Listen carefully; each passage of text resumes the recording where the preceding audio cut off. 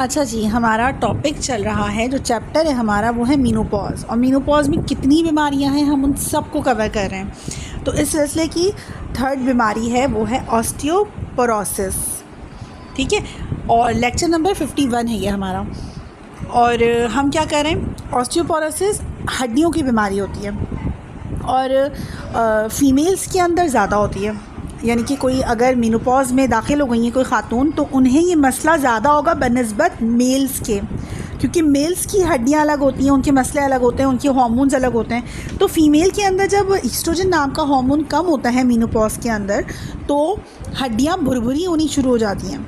इसलिए आपने अक्सर देखा होगा कि जो ओवर एज होती है 50 प्लस की एज में जो ख़ातून होती हैं, उन्हें हड्डियाँ टूटने का ज़्यादा मसला होता है। और जो बड़ी उम्र की ख़वातीन होती हैं उनमें कूल्हे की हड्डी टूट जाती है और हाथों में फ्रैक्चर हो जाता है, या जो है वो अक्सर पाँव में फ्रैक्चर हो जाता है। तो इसलिए क्योंकि औरतों में ये बनिस्बत मर्दों के ज़्यादा पाया जाता है मसला। अब ऑस्टियोपोरोसिस है क्या? देखिए, हमारी जो हड्डियाँ हैं ना, राइट साइड पे आपको पिक्चर दिख रही है, एक हेल्दी बोन है। फिर जैसे जैसे उम्र बढ़ती है वैसे वैसे हड्डियों के अंदर की जो आपस की स्पेस होती है ना, वो बढ़नी शुरू हो जाती है। और आपने एक लॉन्ग बोन को, मैंने एनाटमी का जो लेक्चर्स हैं उसमें आपको बताया कि लॉन्ग बोन, एक बोन की जो स्ट्रक्चर होता है ना बोन का, वो क्या होता है। आप सब एनाटमी में शामिल होंगे, फ्री ऑफ कॉस्ट है गायनी स्टूडेंट्स के लिए। तो उसमें लॉन्ग बोन को देखिए, और लॉन्ग बोन में जो स्ट्रक्चर है ना वो है हनीकॉम लाइक स्ट्रक्चर।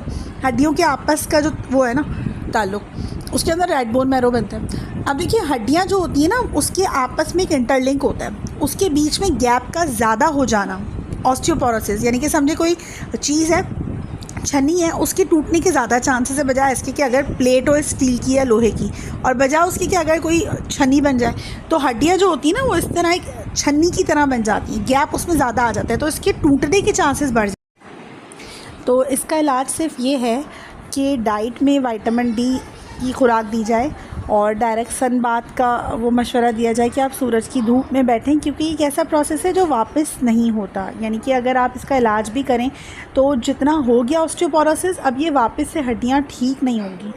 ये लाइफ टाइम का डैमेज होता है और उम्र के साथ होता है, और ईस्ट्रोजन की कमी से होता है, दूसरा विटामिन डी की कमी से होता है। तो विटामिन डी है, कैल्शियम रिच डाइट है, इसका इस्तेमाल करना है। और होम्योपैथिक में जो मेडिसिन होती है विटामिन डी की वो देना है, कलकेरिया फ्लोर है, और जो कैल्शियम के सप्लीमेंट्स हैं, कैल्शियम की सिरप्स हैं, वो हम रिकमेंड कर सकते हैं।